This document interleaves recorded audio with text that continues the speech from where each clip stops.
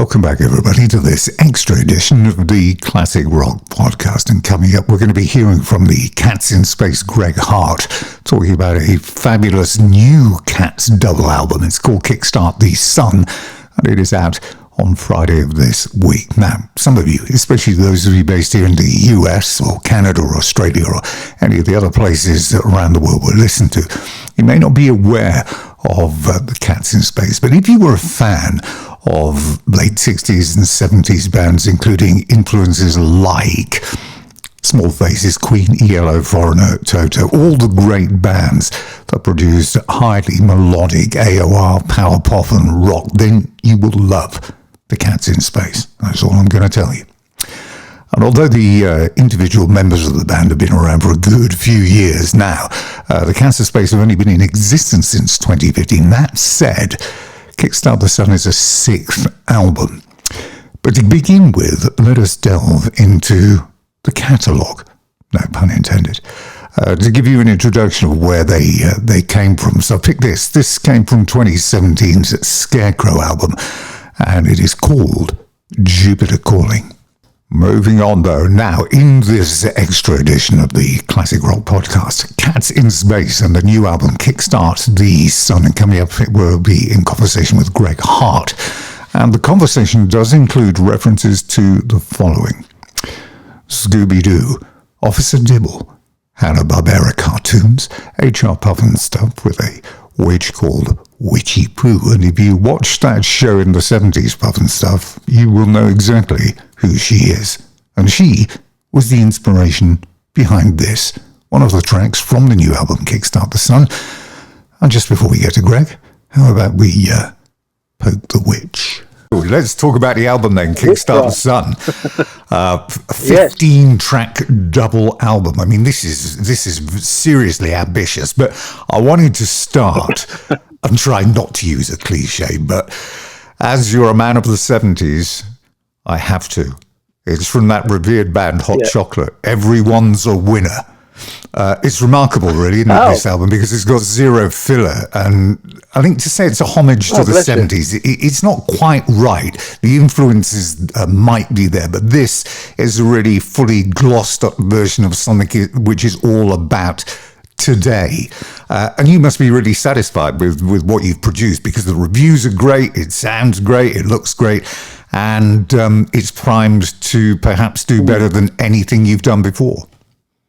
Yeah, I mean, that's very kind words. Thanks very much. And I couldn't have said it better myself, to be honest. But yeah, I mean, when the band started, it was all very much, basically like a little project that I wanted to do, just to kind of scratch an itch that I had about doing some songs that were from the era that I really love and grew up with. And, I got two older brothers, so I got introduced to music at a really early age. And, I can remember T-Rex coming out and David Bowie and stuff. And all that kind of era has always been very, very much part of my DNA. So I finally found, by pure fluke, a group of people that could fulfill the kind of ambition that I had, and it just fell into this kind of band called Cats in Space. But it was never going to be that. It was going to be like a project, just for me and Mick Wilson, who was with 10cc at the time.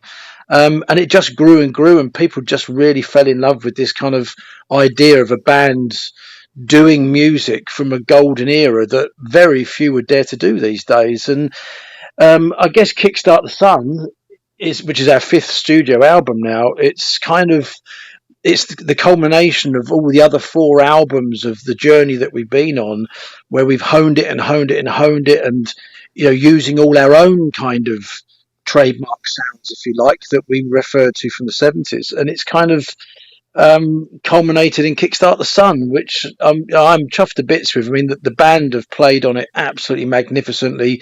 Damian Edwards, what a world-class singer he is. He's astonishing, and he's brought another level to the band that we didn't have before. Not disrespecting anybody else in the band, but we've just got that kind of cinematic kind of capability with our music, and I just love doing the big, pompous, massive sounding music that kind of Makes people feel it's happy. emotional. It links in with people's emotions, especially people of our age that are in their kind of late 40s, 50s that remember the music from the first time round. It's people need it in their lives in this day and age because we're all getting to age where we want to hang on to something. Yeah. It's funny, actually, you used the word astonishing. I made a note here and said that, I know that the quality of the band is made up of all its constituent parts, offering their contributions to the finished product. But Damian Edwards' vocals at times were astonishing. I know that you've had great vocalists in the past, but how and where did you come across him? It's just really bizarre, and I'm sure he won't mind me saying this, but I'm part of a 70s theatre show which does all 70s kind of, it's a tribute to the 70s, basically. It's been going for quite a while, and Damian came down to Dep for us about 7-8 years ago, and we needed a singer to come in that could do these songs, and he came down for this audition, and he literally, I can't even explain how much he blew us away, because he was doing anything from Donny Osmond to the Four Seasons to Freddie Mercury in a flick of a switch, and seriously good. I know people go, Donny Osmond, I said, yeah, but he can do the voice of a 12-year-old kid singing Puppy Love, Yeah. But Damian was really kind of, and I've spoken to him many times about this, and he won't be offended by it. He was quite dour on the day, and we didn't get to really speak to him. He was really within himself, and we just didn't engage with him. And so he went off, and we never heard of him again. He never did the shows. And we kind of went, he was a bit of a funny chap. And then about 3 years later, we crossed paths again.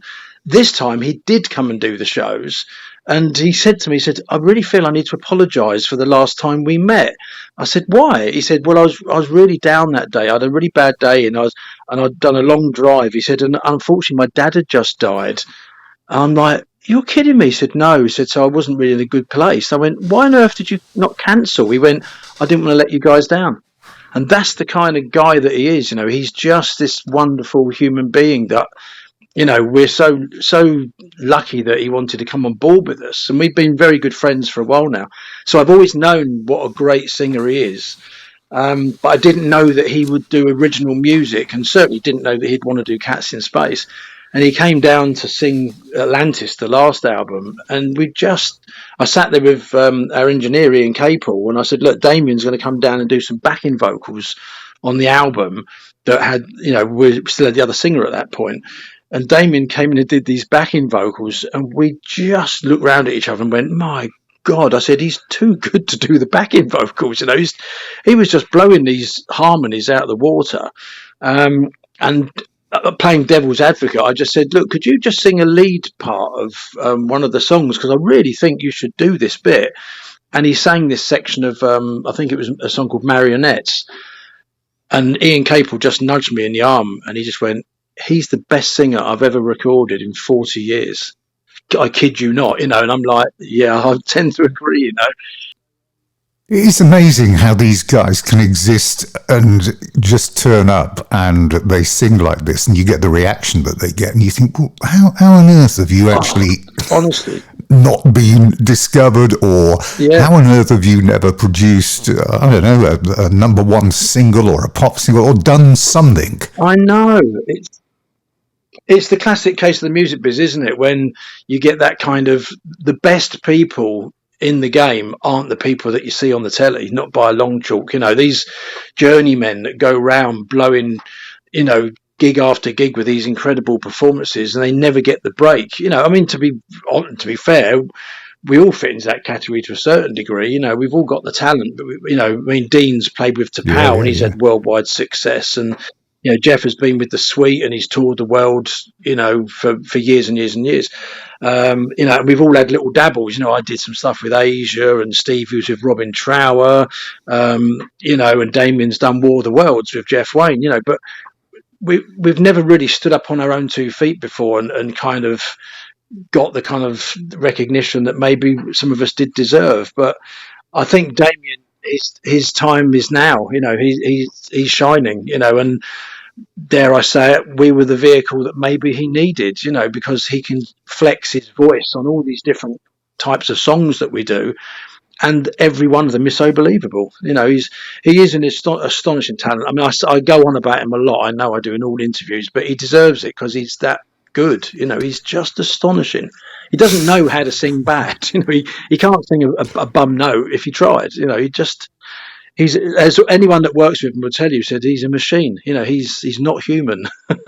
So it took 9 months to record this. I feel here that there is no stone being left unturned and no cost too great, as you clearly set out to make this the best yet. The cast list is significant as well. BJ Cole, whose credits No Regrets with the Walker Brothers and Baker Street, Emily Lynn and Laura Smiles from the Aussie Pink Floyd show, Ian Cooper, the one-man string orchestra, Jack Birchwood, in this brass and horn section, which is pretty impressive as well. Was this the plan from the start, or did this grow as the project began to snowball? I think again, I think it's the culmination of what we've tried to achieve before. Where I've always wanted to use real brass, but it's quite difficult to kind of orchestrate that in a funny sort of way, because you need either a team of people that you've got to score the music for, which we can do. That's not a problem. Or you tend to keep falling back on using samples, because the samples are so good these days on synthesizers. You can do it, but the pedal steel, BJ Cole, we've always wanted to have pedal steel right from the first album, because some of our songs lend to have that Carpenter's kind of vibe, and I think lockdown just opened up a lot more opportunities for people that were working remotely. And they were kind of throwing their hat in the ring saying, "Hi, I'm so-and-so. I'm now doing stuff from home if anybody needs any sessions." And we just kind of put the feelers out. Jack Birchwood, Ian had heard of before, and we sent him the stuff, and he just did all these trumpets and French horns. I mean, I love French horn. I'm absolutely a sucker for French horn. I think it goes back to the is it the Lady Loves Milk Tray advert? I think it was back in the 70s. But and our music tends to lend to it. So with every album that we've started, me and Ian Capel have sat there and said, our job now is just to make this the biggest thing that we can do. And I don't care how we get there, but we're going to get there. And it might be hard, it might be stressful, and it might be expensive, but you've only got one shot to get these songs done right. And each album we've got there, but this album, we just felt this deserves to go the extra mile. And Ian just threw an email out to BJ Cole. I wasn't expecting him to entertain us with his track record. I mean, Robbie Williams, Oasis, you name it, he's done it. And he came back and he said, "I'd love to do it." And I cheekily said at the end, "Oh, I know that you was the man that did No Regrets, which is one of my all-time favourite songs." I said, "We've actually done a recording of it." I said, "Don't suppose you fancy putting some pedal steel on that if you want to revisit your old ground kind of thing." And he said, "I'll chuck that in for nothing." So he actually did a version of No Regrets for us as well, which we've got in the can for later on. And that I've only heard a little bit of it, because I don't want to hear it until we start to work on it properly. But when the intro comes in and you hear that pedal steel coming, I'm like, oh my God, that's going to be on our record. People would think we've sampled it off the original, but it's not. It's BJ doing it, So yeah, the long-winded answer is we just see the end game of these songs, and whatever it takes to get there, we have to get there. And it's why it takes us a long time to do records, and we spend so much time on them, because these songs, you only get one chance to get them done right. And I wouldn't say I'm a perfectionist, not by any stretch of the imagination, but if I hear it, and see it and feel it in my mind of how this song needs to go, we won't stop until we get there. And again, Kickstart, I think, is possibly, up until now, not deserving the other albums. This is the most perfect album that sounded how I thought it could sound. So, yeah, it's... Did it set out to be a double album? I mean, there seems to be almost a renaissance of double albums. I mean, I was listening yesterday to Journey's new album, which is pretty amazing, actually, because they haven't produced a good album for... I don't know how long. We were talking to Danny Bose. Thunder have just done a fabulous new double album called Damian. Everybody's doing the double album. I know. It was very weird, because obviously me and Danny are good mates and stuff. And when because and Chris Charles also played with me in the 70s show, and when he said to me, "Oh, our new album's going to be a double," I went, "Oh, you were joking me." He said, "Why is that?" I said, "So's ours." And people think that, because we tour with Thunder, they think we both do the same thing all the time, But it's, to be fair, I didn't want to do a double album. I wanted to get it into a single album with some extra tracks as B-sides and stuff, which we never do. We only ever write enough songs for the album, and I'm quite kind of conservative with. I don't believe in writing 30 songs and then culling 20 of them. I just don't. I just tend to try and write the best songs I can write, and that's what we'll do. But for some bizarre reason, we did 16 songs. One of them we didn't finish, and the ones that were going to possibly be B-sides, they just became too strong. And in the end, I was listening to them in a rough order of what 15 songs might sound like across a double album, and it just seemed to work. It just fitted, and right up until the end, I was kind of saying to my girlfriend, I said, "I've got to get this down to one album. I don't think we can dare do 15 songs on a double." And she was saying, "No, you must." He said, "This is your War of the Worlds. It just works." I said, "Do you not get bored halfway through?" She went, "Absolutely not." And she's a Muse fan. She's not even, particularly, into our kind of stuff. But she just said, "No, you can't chop that album. It's too good. You've done too much work for it." And yeah, so we just kind of had to go to the bank and look at all our finances and just go, "Oh, right, okay, guys, this is going to be a big, big, big expense for us." But he who dares, you got to go. Yeah. Well, your inspiration comes from across the whole of the 1970s and the 60s as well. There is no shortage of musical styles for you to adopt for the Cats, and that's maybe why the album does work, because it isn't just 15 glam rock tracks. And I did see a quote as well from you which said, "Don't be surprised if the Cats do an easy listening album." I remember saying that. Yeah, I mean, this is the thing. I mean, I've always said, I'm just not into kind of. I love rock music. I love anything from like Judas Priest, AC/DC, Kiss. I grew up with these bands, but I also grew up listening to Petula Clark, the Carpenters, Donna Summer, Lulu, all those kind of 70s. And because we never had rock radio in the you had Radio 1 that would have exactly. Tommy Vance. Exactly, That was it. Yeah, I mean, I remember, way back in the early 70s, I just loved pop music, and it could go from Sparks to 10cc to Susie Quattro to the Carpenters to Hurricane Smith, I don't know. And I just kind of sucked it all in. I just love pop music. I really love all pop music. And for me, the 70s pop music had such a wide kind of demographic, if you like, because one minute it could be Thin Lizzy, then the next minute it could be, Nat King Cole or whatever. But the melody and the melodies of those songs are the things that I draw the influence from. And that's why maybe Cats in Space are a little bit different, because we use really strong poppy melodies in a rock structure, whereas most rock bands rely on blues riffs. It's just scatting, the melody moves very close. It doesn't have a lot of scope to it.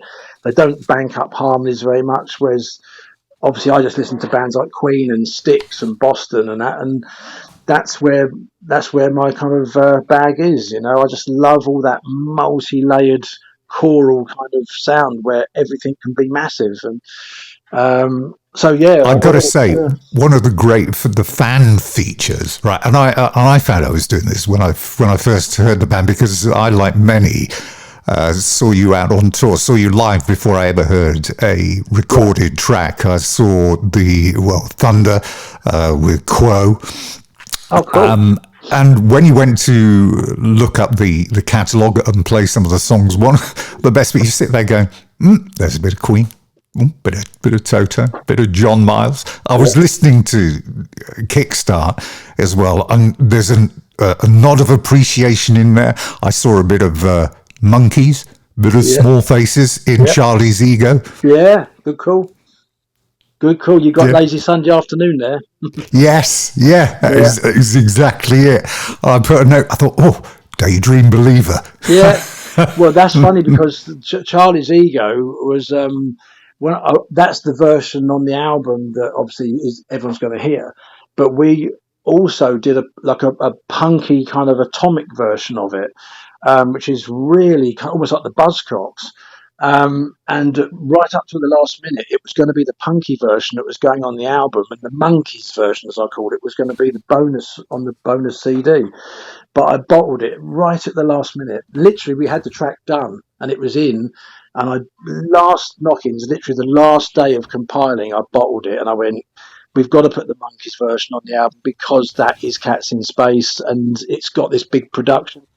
But when people hear the other version, they're going to be absolutely surprised because it is full on punk, and it works, So, and the reason why I nearly bottled it was because of that intro is Daydream Believer, But it's tongue in cheek, Why shouldn't Yeah, we but do it? who cares? I mean, it just makes for it makes for a great song, and it brings a smile. Actually, is what it does. Exactly, and we need that, don't we? I mean, in this day and age, and after what we've been through for the last 2 years, we all need to smile a bit, And I do get on my soapbox about it a bit, but there's too much dark side to heavy rock stuff. When we go and do these festivals, all these bands, and it sounds like half from a shed building. It's just doom and gloom, detuned guitars, and it's like they're trying to fit into a demographic to get on certain radio stations, thinking this is the way to do it. And I thought it's not. The way to do it is to be yourselves and try and take the blinkers off and be a little bit different and have some fun. There's a few bands out there that are brilliant, and they have fun with the audience, and they're the bands that are winning, And I think, if people think we're a bit poppy and a bit lightweight, I don't give a stuff, because at the end of the day, there's enough people that do like it, and I think more people do like it and appreciate, you might not even like us very much, but you will at least enjoy and have a smile when you listen to Charlie's Ego and 51 Pillow Bed, or a Big Balloon, and those kind of popular songs that we do. We'll never shy away from it. And going back to your previous point, we may well do an easy listening album, because we've got that kind of melodic structure to what we do, and we love it. So we never say never to anything, really. Lyrically, it is diverse, but you've highlighted the fact that yes, you can deliver statements, be they political or anything else, but there has to be a balance, because after all, you are there to entertain, which is good, because the numbskulls from the Beano get a mention. Good catch. Yeah, good catch. Yeah. This is only because I came out of the same era. And, the numbskulls, the little characters that live in your head. Yeah, putting the levers and switches, yeah. I mean, again, brilliant. Well done for picking that up, because that's where I live. That's my world. My world is full of HR Puff and stuff, Hanna-Barbera cartoons, Banana Splits, Scooby-Doo, and, good pop music, so... Well, that was where... do you know what? I was looking at the video for Poke the Witch, and I was suddenly thinking... Witchy Poo. Yep, you got it. 100%. I mean, Witchy Poo is, I love all that stuff. In actual fact, I was saying this to a guy yesterday on an interview. I got in touch with Billy Hayes, who played Witchy Poo, because she runs a cat sanctuary over in America, and she does all the stuff she does is for charity. And I thought, you can't write this stuff when you've got Witchy Poo, who's actually a cat fan. So she signed a couple of 10x8s, and she charges to do it, and all the money goes to this cat sanctuary. So I've actually got a photo of her as Witchy Poo saying, "Hi Greg, come fly with me, Billy Hayes." It's my treasured possession, But yeah, I mean, all that stuff. I mean, Witchy Poo featuring in the video, it was always going to be that, to be fair. And James Heron, who did the video with us, who is an absolute, he's one of us. He's one of us now. He's as mad as us, and he had that whole concept of that Doll's House video, and it was brilliant. And of course, the second song, Teenage Millionaires, has got the nod to Jack Wilde. So I think we've covered HR Puff and stuff quite well on this album. Have you noticed this trend to embrace the 1970s? Def Leppard have openly referenced that in the album Diamond Star Halos being an appreciation of what they grew up listening to. Is there a real renaissance on the way? Do you know what I mean? Joe Elliott. I mean, he's never shied away from admitting he's a total '70s nut. He's a great guy. And I mean, if ever we should support a band, it should be Def Leppard, because they'd love us, and I think we'd go down well with their fans. But I think the '70s thing has never really gone away. I just think. In the 80s, it all went a bit nuts, but even that was kind of tending to base itself on '70s glam rock. So I don't really think the '70s vibe has ever gone away. But again, I think maybe nowadays, with the way that we all are, in our kind of 50s and early 60s, I think talking to our fans, they're reminiscing more and more every day, because not being doom and gloom, but the world beats you up sometimes with all this crap that goes on these days with the government, wars, and God knows what else, and petrol prices. And then when you can suddenly put on an old Rush album from the '70s, and you can have that half hour of bliss going back in time, people need that. So I think, maybe it's becoming more apparent now, because we're all getting to that age that we want to go back to our childhood and just live there for a bit. And to be fair, that's why Cats in Space came out from day one. That's all I ever wanted it to be. And, if there are a few bands out there that kind of have heard of us and they're kind of going, cool, they're doing it, we'll have some of that, then, fair play to it. More the merrier. Yeah, I mean, I know a mate's band. I won't say who it is, but I won't want to quote them on it. But he said to me they were rehearsing some stuff for their an album they did a while ago, and they were jamming away in the studio, and they suddenly all stopped, and one went, "That's too much like Cats in Space, that is." So they shelved the whole thing. Brilliant. Excellent. I mean, there's quite a decent band as well, but I said there's probably doing some kind of jaunty piano thing, that there's a certain tempo that, the Monkeys thing that we do on, Charlie's Ego, we did it on Last Man Standing, on Narnia, that kind of ploddy Killer Queen piano. And it's such a trademark that, when we first did it, people going, oh, blimey, I don't know if you'll get away with that. I mean, that really is aping, Killer Queen or How Does It Feel by Slade, and I said, why not? No one else has done it since. And now we've made it our own. So great stuff, Sheer Heart Attack, Jailbreak, Sweet Fanny Adams. Three of your favourite albums of the '70s. Do you remember the song that really grabbed your attention as a kid, that made you think, music is the career for me?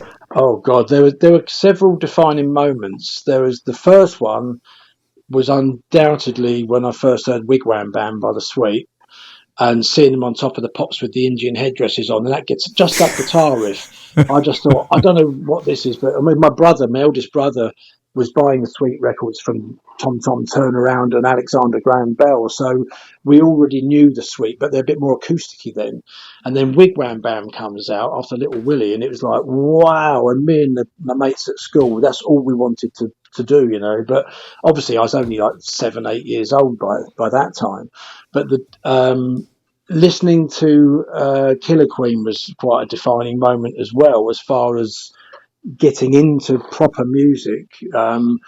But without a shadow of a doubt, the thing that made me go, my life is decided, was when I first heard The Boys Are Back in Town. Unquestionably. Yeah. Still, pound for pound, the greatest song ever written for me. And that was it. The minute I heard that, game over. My path was there and nothing else mattered, literally. I think I was 13. I know you've mentioned logo and getting the logo right, and you've got a great logo, I've got to say. And then you start thinking, Cats in Space, coming out of the '70s. Do you ever think about your own animated Cats in Space show? Oh God, yeah. I mean, we've had Josie and the Pussycats. Do you remember them? Yep, I remember Josie and the Pussycats. What was it? Long tails and ears to match, I think the word. Yeah. 100%. I've dipped my toe in the waters last year, funnily enough, to see whether there's any animators out there that could animate something for us. But they're either ridiculously expensive or not good enough. So it's a very hard thing to get into. But yeah, I mean, the ultimate goal, without a question, would be to have a Hanna-Barbera style Jetsons meets, Josie and the Pussycats meets, the cartoon of Jackson 5 or the Osmonds, and have a cartoon done. I mean, that would just be phenomenal. Ironically, we've got the skills in-house with Stevie Bacon, who does all the digital artwork and the design of the cat helmet and stuff like that. That's all Stevie. All the logos are Stevie. And Andy Kitson, our artist who does all the album covers. And I do art as well. So between the three of us, we've got it in the tin to do it. It's just finding an animator that could do it for under £1 million, When you look at the helmet, why wasn't there a picture of a cat inside? Was this to do with the reason that you came up with the name in the first place, which was in memory of a cat that you lost? In fact, it was a double tragedy, wasn't it? Because two of you in the band had lost a cat. So was it purposely left out? Also, we saw something really early on when I was looking around for stuff to build the Facebook page with, and Stevie was working on this design for the helmet. We put a search out for cats in space on Google to see whether there's anybody else called it, and we saw an image of a cat face looking out of a cat helmet. So we went, right, let's steer away from that and let's keep it anonymous. And so we had the cat helmet is also the cat pod that is actually the spaceship, and then we built this whole kind of vibe around the pod. I mean, on the Scarecrow album, you see the pod on the front cover, and then when you open the cover up, you see where it came from, which is inside the mothership that we then revealed on the Narnia album front sleeve, which is the giant lion head. That is the mothership. So yeah, we tended to stay away from actually putting the cat inside it as such, because technically it's actually a little spaceship of its own that a whole human would sit inside. Brilliant. It's all very It's funny because do you know there was, I'm sure you know this, but there was famously a cat who was successfully launched into space back in the 60s as part of the French space program. And I do, and its name was Felicity. Yes. And our company is Felicity Limited. So our actual business, the Cats in Space business, is actually it's Felicet is the correct pronunciation. It's Felicet Limited, but I just say Felicity because it looks like Felicity to me. But yeah, that's why we based our company on that very thing. So early 60s, I think it was, wasn't it? Black and white. Yeah, 1963, and she was successfully bought back as well. Oh yeah, but that was the year I was born, so it all ties in as well. But it wasn't actually my idea to call the company Felicity Limited. I wanted to call it Dibble. But I was outvoted at the time by the powers that be. And of course, anybody that's listening to that, anybody that's listening to you say that will know immediately what Dibble is in reference to. Absolutely. Top Cat. One question I'm sure, or I'm not sure if anybody's really asked you this or not, but how come it took you so long to find the sound and the identity for you and for the band? Because I can't help thinking that if this had been you back in the 80s, then, you'd have been right in the thick of it. You'd have had huge selling albums. Yeah, there'd have been arena tours, etc., etc. So what took you so long? That's good. Yeah, it's another good question. I think a load of things, to be fair. I mean, it's easy for me to say in retrospect that this is what I've always done. But in truth, all the way through the 80s and the 90s, this is still very much, I'm no different now to what I was then, etc. But I was swayed by the musical trends of the time. And in the 80s, all the British bands that wanted to try and make it were trying to be like Journey and Foreigner. And don't get me wrong, I love all that stuff. I love all the early Michael Bolton stuff. And so we was writing songs that were very kind of aimed at that market, but obviously, we weren't very successful at it. We had a modicum of success, and then we got together with Jeff Downes out of Asia, and we did the If Only band, the If Only album, which was No Bed of Roses, yeah? Yeah, No Bed of Roses. I mean, huge production. I mean, that album took 2 years to do. I mean, it was just, that was like Fleetwood Mac rumours of what was going on there. That's a whole different story. But even throughout that period, when me and Jeff were mucking about late at night playing songs, and he was playing Video Killed the Radio Star on the piano, and we were talking about ABBA and bands like that, even then I was thinking, I really want to do stuff like that. But there was literally no record company would have entertained us whatsoever, because they're all looking for that one thing. And then, of course, grunge came out, and then I heard Jellyfish, and I thought, oh my God, that's the band that I was destined to want to be in all my life, and they unfortunately didn't do very well because they came out at the wrong time. So I think in a way I was kind of born in the wrong period. I think if I'd have been maybe 10 years older, I think maybe I might have had more of a shout back in the day to do what we're doing now. But other than that, and also, if I'm totally honest, I don't know whether I was good enough to tackle what we're doing now back then. I mean, I was quite insecure, as a player and as a writer in many ways. I wouldn't kind of shout out very loudly about what I was capable of doing. I was quite shy. I know some people might find that hard to believe, but I was. And it wasn't until I got with Jeff Downes. You're talking about a megastar here, who's incredibly talented. I mean, he's such a talented guy, and we became really good mates. And he turned around. I won't say the exact words what he said to me because it's rude, but he one day turned around to me and he just said, "You're a prolific so and so," and he was really complimentary about my songwriting. And then because of that, I started writing songs with him for what became the Aqua album for Asia. And that gave me the springboard, thinking, well, maybe I am bloody good. Maybe I'm a bit better than I give myself credit for, because, you do need verification from people that have done it before you make, you feel that you're any good, So, and then after that, when the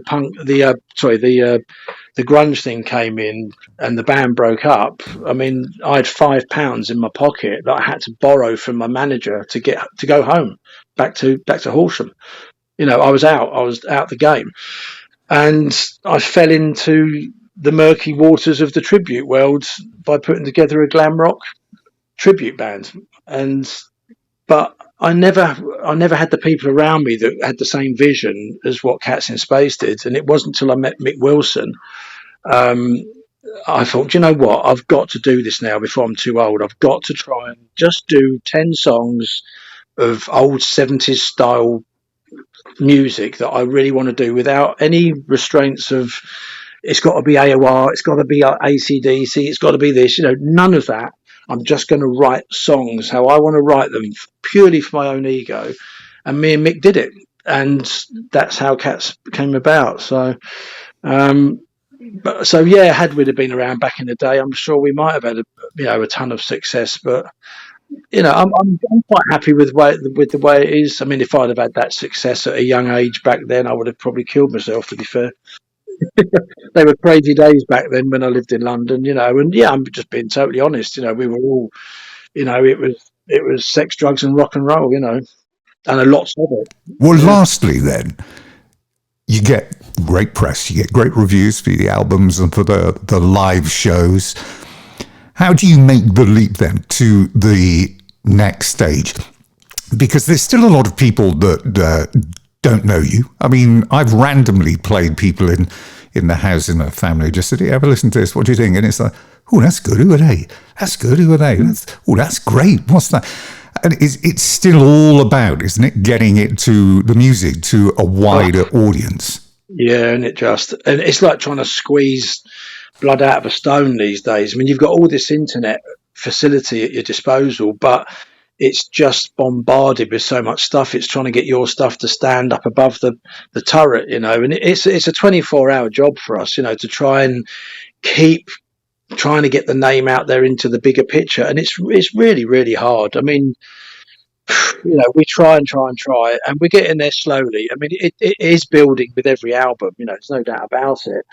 But we know that if we can get in front of the right audience, in front of a load of people, we will convert them. That's a given, but it's just getting the opportunities to do that. Going to America, for instance. I saw Cheap Trick a while ago out in Las Vegas, and there was about 1,600 people in the venue. And I looked around. I went, every man here is a Cats in Space potential fan because of the music. How do you get there? You've just got to try and do it. So it's just plugging away and good people like yourself that help promote us and say good things about us.